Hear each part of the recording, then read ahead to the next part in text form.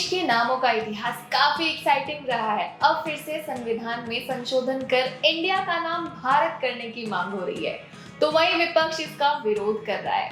कहा जा रहा है कि सरकार 18 से 22 सितंबर तक होने वाले संसद के विशेष सत्र में इंडिया का नाम भारत करने का प्रस्ताव भी ला सकती है।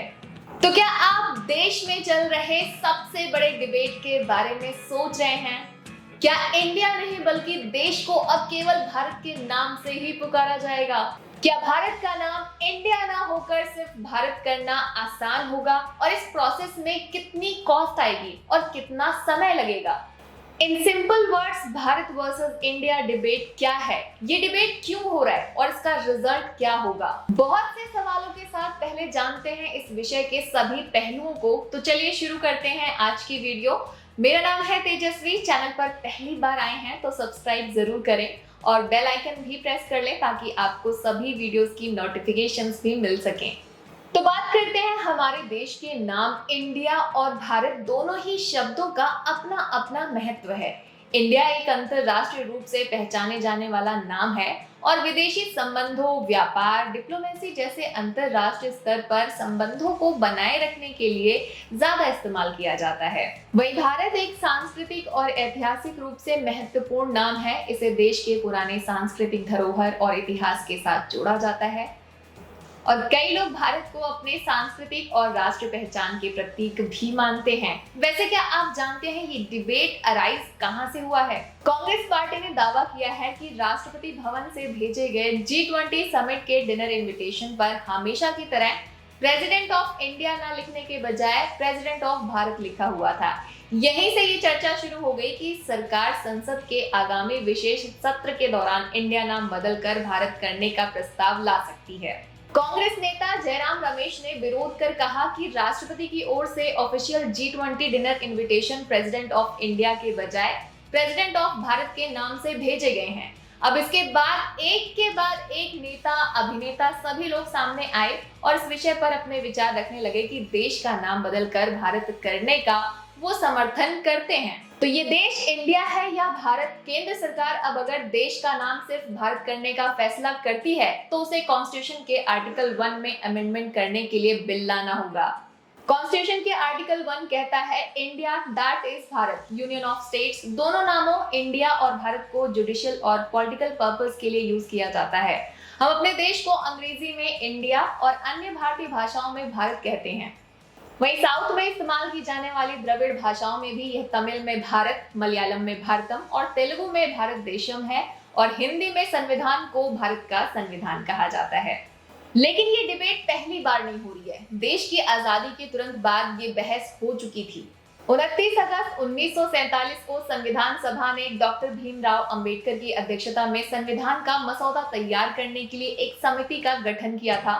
2 साल बाद 18 सितंबर 1949 को एक चर्चा के दौरान इंडिया दैट इज भारत पर संविधान सभा में काफी बहस हुई थी और संविधान सभा के एक सदस्य HV कामत ने अंबेडकर समिति के उस मसौदे पर आपत्ति जताई थी जिसमें देश के 2 नाम इंडिया और भारत थे और उन्होंने आर्टिकल 1 में संशोधन का प्रस्ताव रखा और कहा कि देश का एक नाम होना चाहिए। और कामत ने हिंदुस्तान, हिंद, भारत भूमि और भारतवर्ष जैसे नामों का सुझाव भी दिया था। सदियों से हमारे देश को कई नामों से बुलाया जा रहा है, लेकिन इनमें से सबसे प्रचलित भारत है। भारत का संधि विच्छेद करने पर हम भारत को समझ सकते हैं। भारत यानी भा प्लस रथ से बना है, जिसमें भा का मतलब है ज्ञान की रोशनी और रथ का मतलब है लगा रहने वाला। तो जो सदैव ज्ञान की रोशनी में रहते हैं उन्हें भारत कहते हैं। भारत शब्द की जड़ें प्राचीन हैं और ये महाभारत और मनुस्मृति जैसे हिंदू लेखों में दिखाई देता है और साथ ही ये सम्राट भरत से संबंधित है, जिनके बारे में माना जाता है कि उन्होंने भारत के एक बड़े क्षेत्र पर शासन किया था। लेकिन भारत के और भी नाम रहे हैं। इसी तरह जानते हैं क्या वाकई ही भारत का नाम भरत के नाम पर पड़ा है? ज्यादातर भारतीयों के बीच महाभारत के आदि पर्व में आई एक प्रेम कथा इतनी फेमस है कि वो दुष्यंत और शकुंतला के बेटे सम्राट भरत के नाम पर ही देश का नाम भारत पड़ा मानते हैं। लेकिन अगर शकुंतला और दुष्यंत के बेटे भरत इतने प्रतापी थे तो उनके नाम पर इस देश का नाम भारत पड़ा, तो उनके बारे में इस लोकप्रिय प्रेम कथा के अलावा कुछ और क्यों नहीं मिलता? इस आधार पर भरत के नाम पर देश का नाम भारत पड़ना कुछ अटपटा सा लगता है और मुझे लगता है कि हिस्टोरियंस इस पर एक अच्छा खासा रिसर्च कर सकते हैं।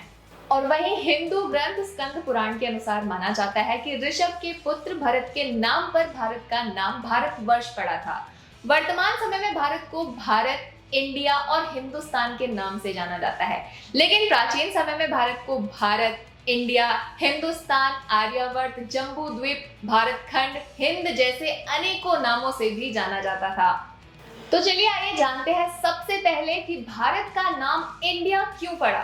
भारत को सभ्यताओं का देश कहा जाता है क्योंकि दुनिया में सबसे पहले सभ्यता यहीं पर जन्मी थी। पहली मानव सभ्यता का नाम सिंधु घाटी था, जो लगभग 2500 बीसी एरा से 1900 बीसी एरा के दौरान भारत के वर्तमान पाकिस्तान और इंडिया के क्षेत्रों में विकसित हुई थी, जो सिंधु नदी के पास था। सिंधु नदी का दूसरा नाम इंडस वैली था। यहीं से अपने देश का नाम इंडिया पड़ा क्योंकि सिंधु नदी को इंडस वैली कहा जाता था। इस सभ्यता के अवशेषों का पहला प्रूफ सिंध नदी के किनारे स्थित मोहनजोदारो और हड़प्पा नामक नगरों में मिला था। ये सभ्यता प्राचीन सभ्यताओं में से एक ऐसी सभ्यता थी जिसका लिखित इतिहास नहीं मिला। सिंधु घाटी सभ्यता के छोटे से शब्द सिंधु का परिवर्तन हुआ और उससे हिंदू बन गया। फिर ये शब्द फारसी में हिंदू बन गया, जो बाद में अंग्रेजी में इंडिया के रूप में आया। लेकिन जब अंग्रेज आए तो उन्होंने सरकारी दस्तावेजों से लेकर पत्राचार में हिंदुस्तान या भारत के बजाय इंडिया नाम का इस्तेमाल करना शुरू कर दिया। लेकिन हैरानी की बात यह है कि तब से लेकर देश की आजादी को 75 साल हो गए हैं। ब्रिटिश शासकों की पुरानी गुलामी और फिर दास्ता से आजादी के 75 साल बाद आज तक भारत का अंग्रेजी नाम यानी इंडिया ही हर जगह इस्तेमाल किया जाता है। गवर्नमेंट पॉलिसीज हो, बैंक्स के नाम हो, गवर्नमेंट एम्बेसीज जो अलग अलग देशों में काम करती हैं, और भी ऐसे ही ना जाने कितनी ही जगह इंडिया इस्तेमाल किया जाता है। और वहीं इंडिया शब्द आजादी के बाद ज्यादा प्रसिद्ध हुआ था। आजादी के समय ब्रिटिश सरकार के साथ कागजी आदान प्रदान में भी इंडिया शब्द का ज्यादा प्रयोग हुआ था। आपको जानकर हैरानी होगी कि देश की आजादी के बाद भारत के संविधान में भारत शब्द ही नहीं था।